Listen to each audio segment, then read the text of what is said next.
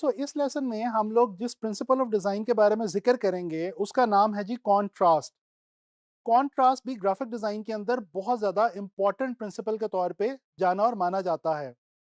तो देखते हैं कॉन्ट्रास्ट है क्या। दोस्तों arranging opposite elements together, this is contrast. Basically जब हम ऑपोजिट एलिमेंट्स को एक साथ इकट्ठा करते हैं किसी भी डिजाइन के अंदर तो कॉन्ट्रास्ट पैदा होता है। मिसाल के तौर पे अगर हम किसी लाइट कलर को किसी डार्क कलर के साथ अरेंज कर दें, या किसी लार्ज स्केल की चीज को किसी स्मॉल स्केल की चीज के साथ अरेंज कर दें, और या फिर किसी रफ टेक्सचर को किसी स्मूथ या सिल्की टेक्सचर के साथ अरेंज कर दें, तो होगा क्या कि वहां पे कॉन्ट्रास्ट पैदा हो जाएगा डिजाइन के अंदर। अच्छा दोस्तों, कॉन्ट्रास्ट जो है ये करता क्या है? कॉन्ट्रास्ट विजुअल एलिमेंट्स के दरमियान एक बहुत ही इंटरेस्टिंग रिलेशनशिप पैदा करता है। Contrast can either pull together और it can push away the elements of design. दोस्तों कॉन्ट्रास्ट से जो सबसे ज्यादा हेल्प हमें मिलती है वो ये होती है कि बेसिकली कॉन्ट्रास्ट की मदद से जो देखने वाले की आंख है उसको डिफरेंट एलिमेंट्स के दरमियान फर्क करने का पता चलता है, और वो इजीली डिफरेंशिएट कर सकता है डिफरेंट एलिमेंट्स के दरमियान। अच्छा, कुछ बात करते हैं कि कॉन्ट्रास्ट हम किस किस तरह से पैदा कर सकते हैं और इसकी कौन कौन सी टाइप्स हैं। दोस्तों कॉन्ट्रास्ट को हम साइज को वेरी करके पैदा कर सकते हैं। इसी तरह से डिफरेंट शेप्स को हम इकट्ठा अरेंज करके कॉन्ट्रास्ट पैदा कर सकते हैं। हम वैल्यू को चेंज करके, यानी कि टिंट्स और शेड्स को आपस में इकट्ठे अरेंज करके भी कॉन्ट्रास्ट पैदा कर सकते हैं। इसी तरह से वो कलर्स जो कि कलर व्हील के अंदर ऑपोजिट हों, या जिस तरह से लाइट और डार्क कलर की हमने बात की, तो हम इस तरह से कलर्स को डिफरेंट कलर्स को ऑपोजिट कलर्स को अरेंज करके भी कंट्रास्ट पैदा कर सकते हैं। और इसी तरह से हम ऑब्जेक्ट्स को या शेप्स को डिफरेंट डायरेक्शन में या ऑपोजिट डायरेक्शन में प्लेस करके भी कंट्रास्ट पैदा कर सकते हैं।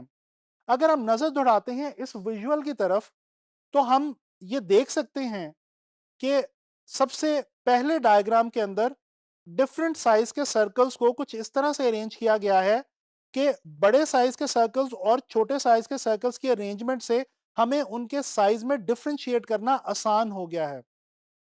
इसी तरह से ये अगर आप देखें डिफरेंट शेप्स को जिस तरह से इकट्ठे प्लेस किया गया है, यानी सर्कल के साथ अगर स्टार को हम प्लेस करें तो फिर हमें सर्कल और स्टार दोनों की शेप के अलग अलग होने का पता चलता है।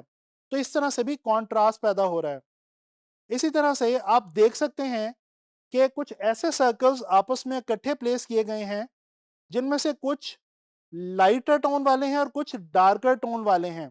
तो यहाँ पे वैल्यू की मदद से कॉन्ट्रास्ट पैदा किया जा रहा है। इसी तरह से डिफरेंट ऑपोजिट कलर्स के सर्कल्स को इकट्ठा जो है वो अरेंज करके कॉन्ट्रास्ट जो है वो बनाया गया है। और आखिर में हम देखते हैं कि यहाँ पे एरोस को ऑपोजिट डायरेक्शन में जो है वो प्लेस करके कंट्रास्ट पैदा किया गया है। तो दोस्तों इस तरह से हम साइज को चेंज करके शेप की मदद से डिफरेंट शेप्स को इकट्ठा अरेंज करके हम लाइटर टोन्स और डार्कर टोन्स यानी टिंट्स और शेड्स को इकट्ठा अरेंज करके कलर डिफरेंट ऑपोजिट कलर्स को और डिफरेंट डायरेक्शन में हम चीज़ों को अरेंज करके कॉन्ट्रास्ट अपने डिज़ाइन में प्रोड्यूस कर सकते हैं। अच्छा चलें एक डेली लाइफ की एग्जांपल देखते हैं कॉन्ट्रास्ट के हवाले से।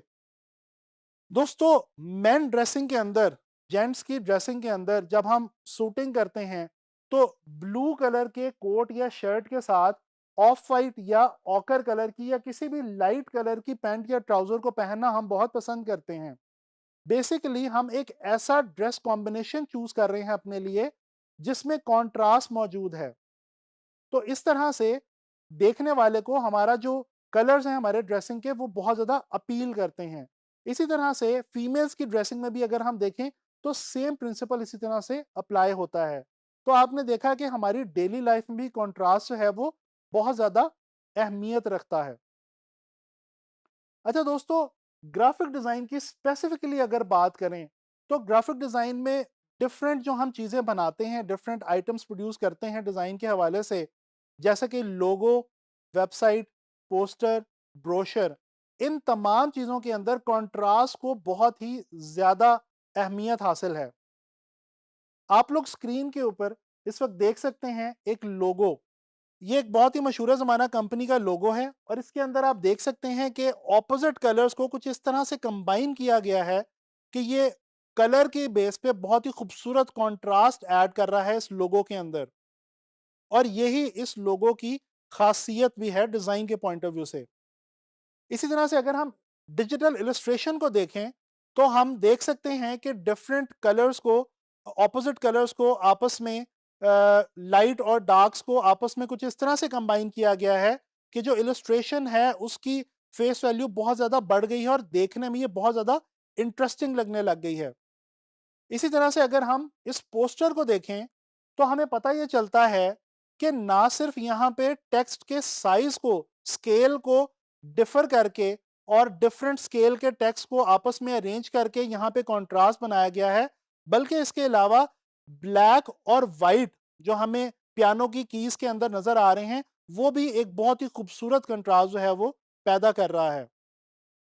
तो दोस्तों, इन एग्जांपल्स के अंदर आप लोगों ने देखा कि कंट्रास्ट जो है ये डिज़ाइन में और ग्राफिक डिज़ाइन में किस कदर अहमियत का हामिल है और हमारे डिज़ाइंस को अपलिफ्ट करने में और खूबसूरत बनाने में कंट्रास्ट का किस कदर अमल दखल मौजूद है। मैं उम्मीद करता हूं कि आप लोगों को ये लेसन पसंद आया होगा। अब आप लोगों ने जब भी कभी डिज़ाइंस देखने हैं तो आपने वहां पे कंट्रास्ट को लाजमी तलाश करना है। और जब आप अपने डिज़ाइंस बनाएं तो कोशिश करें कि ऑपोजिट एलिमेंट्स को इस तरह से क्रिएट करें कि वो बहुत खूबसूरत कंट्रास्ट पैदा करें आपके विजुअल्स के अंदर। इंशाल्लाह ताला नेक्स्ट लेसन में मुलाकात होगी किसी नए प्रिंसिपल ऑफ डिज़ाइन के साथ।